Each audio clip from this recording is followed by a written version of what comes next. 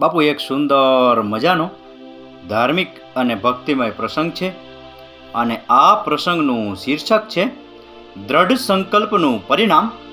એક નાસ્તિક માણસની કથા.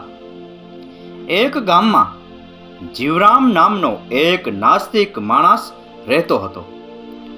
ન જાણે કેમ તે કોઈ કારણોસર ફક્ત ભગવાનનું નામ લેવાથી ગુસ્સે થઈ જતો. તે કોઈ ભક્તિભાવવાળા આસ્તિક માણસ સાથે વાત કરવાનું પણ પાપ માનતો. એકવાર એક સંત તેમના ગામમાં પ્રવચન આપવા આવ્યા. આખું ગામ તેમનું પ્રવચન સાંભળવા માટે ભેગું થયું. પ્રવચન ઘણા દિવસો સુધી ચાલુ રહ્યું, પરંતુ તે નાસ્તિક માણસે ત્યાં જવાનું પણ યોગ્ય ન માન્યું.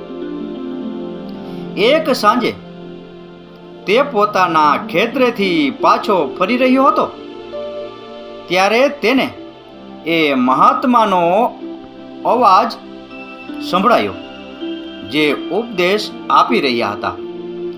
જો તમારે જીવનમાં સફળ થવું હોય તો દ્રઢ સંકલ્પ કરો અને સંપૂર્ણ નિષ્ઠાથી તેના માટે કામ કરો.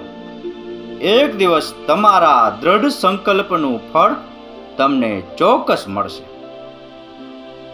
તેની ઈચ્છા ન હોવા છતાં આખરે આ ઉપદેશના શબ્દો તેના કાન સુધી પહોંચ્યા.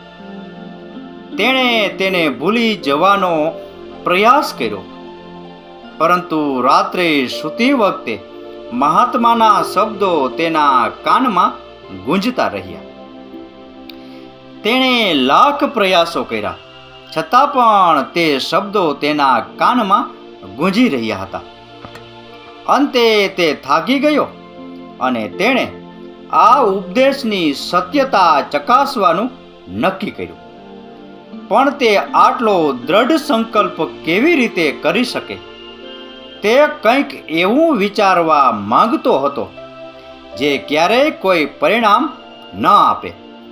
તેનો એકમાત્ર હેતુ કોઈક રીતે મહાત્માના નિવેદનને ખોટું સાબિત કરવાનો હતો.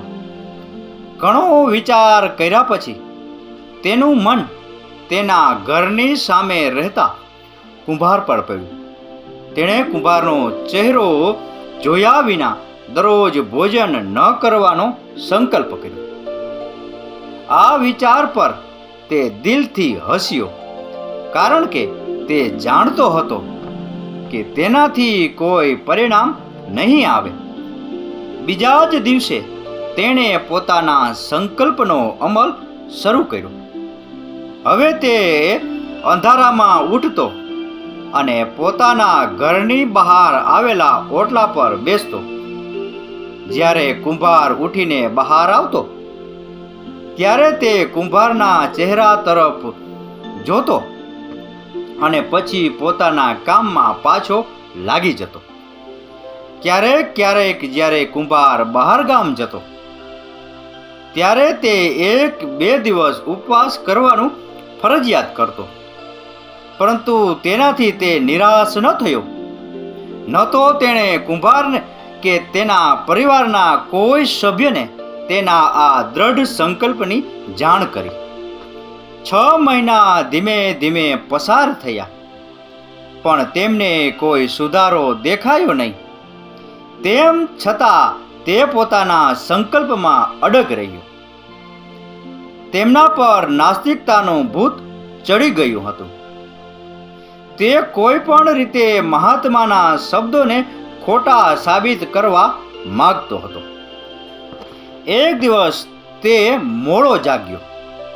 ત્યાં સુધીમાં કુંભાર ગામની બહાર માટી ખોદવા માટે ખાણમાં ગયો હતો.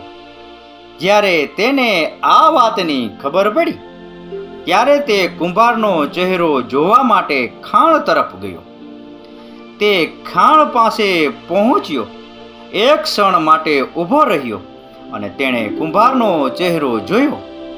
તે કુંભાર માટી ખોદવામાં મગ્ન હતો. તેથી તે શાંતિથી પાછો ફર્યો માટી ખોદતી વખતે કુંભારને 4 સોનાની ઈંટો મળી. તેણે માથું ઊંચું કર્યું અને આસપાસ જોયું કે કોઈ તેને જોઈ રહ્યું છે કે નહીં. એટલામાં જ તેણે તે નાસ્તિક માણસને ઝડપથી ચાલતો જોયો. તેણે પોતાની ગભરાટ પર કાબુ મેળવ્યો અને તેને બૂમ પાડી, અરે ભાઈ જીવરામ, તું ક્યાંથી આવી રહ્યો છે અને ક્યાં જઈ રહ્યો છે? કુંભાર તેને પૂછીને ખાતરી આપવા માંગતો હતો કે તે ક્યાંથી આવ્યો છે. નાસ્તિકે ઊભા રહીને જવાબ આપ્યો, હું હમણાં જ આ રસ્તે આવ્યો છું. હું જે જોવા માંગતો હતો તે મેં જોઈ લીધું છે. હવે હું ઘરે પાછો જાઉં છું. તેનો મતલબ એ હતો કે તેણે કુંભારનો ચહેરો જોયો હતો, પણ કુંભાર ગભરાઈ ગયો. તેને ખાતરી હતી કે તેણે સોનાની ઈંટો જોઈ છે. જો તે નાસ્તિક રાજાને ફરિયાદ કરશે તો તે પોતાની પાસે રહેલી સોનાની ઈંટો ગુમાવી દેશે. તેણે ઝડપથી નિર્ણય લીધો અને તેણે કહ્યું, ભાઈ જીવરામ, તે જે જોયું છે તેનો અડધો ભાગ લઈ લે, પણ રાજાને ફરિયાદ કરતો નહીં. નાસ્તિકને લાગ્યું કે કુંભાર મજાક કરી રહ્યો છે. તેણે ના પાડી અને ચાલતો થયો. હવે કુંભાર સંપૂર્ણપણે ગભરાઈ ગયો હતો. તેણે દોડીને તે નાસ્તિક માણસને પકડી લીધો અને હાથ જોડીને કહ્યું, ભાઈ, તારે અડધો ભાગ લેવામાં શું વાંધો છે? હવે તે નાસ્તિક થોડો મૂંઝવણમાં હતો. કુંભાર તેને ખાણમાં લઈ ગયો. ત્યાં પડેલી સોનાની 4 ઈંટો જોઈને તે નાસ્તિક માણસ આખી વાત સમજી ગયો અને શાંતિથી 4માંથી 2 ઈંટો ઉપાડી લીધી. જેમ જેમ તેણે ઈંટો ઉપાડી તેમ તેમ તેને મહાત્માના શબ્દોનું મહત્વ સમજાયું. પાછા ફર્યા પછી તેણે પોતાનું બધું સોનું ગ્રામજનોના ભલા માટે રોકાણ કર્યું. આ સાથે તેણે પોતાનું બાકીનું જીવન કઠોર તપસ્યા અને ભગવાનની ભક્તિમાં સમર્પિત કરવાનો સંકલ્પ કર્યો. સંકલ્પની આ અસરને કારણે લોકો હવે તેને નાસ્તિક તરીકે નહીં, પણ એક પરમ આસ્તિક મહાન તપસ્વી મહાત્મા જીવરામ તરીકે ઓળખવા લાગ્યા. અને એ નાસ્તિક માણસ સંપૂર્ણપણે ભગવાનમાં વિશ્વાસ કરતો થઈ ગયો. તો બાપુ, આ હતો દ્રઢ સંકલ્પનું પરિણામ, એક નાસ્તિક માણસની કથા વિશેનો પ્રસંગ. આ પ્રસંગ, આ કથા, આ વાર્તા પૂરેપૂરી સાંભળી એ બદલ આપનો ખૂબ ખૂબ આભાર. આપનો દિવસ શુભ રહે. મહાદેવ હર.